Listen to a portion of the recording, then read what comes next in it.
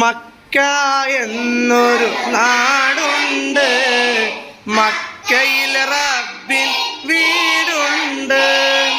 മറുവാക്കുന്നും സഫയുണ്ട്, മിനയും അറഫ മലയുണ്ട്.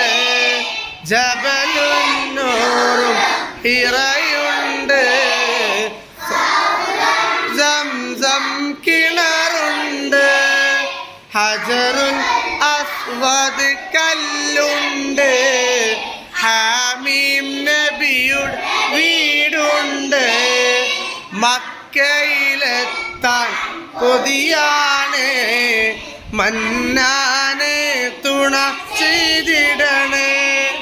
മുത്ത് നബിക്ക് സലാം പറയാൻ എന്നെ മദീന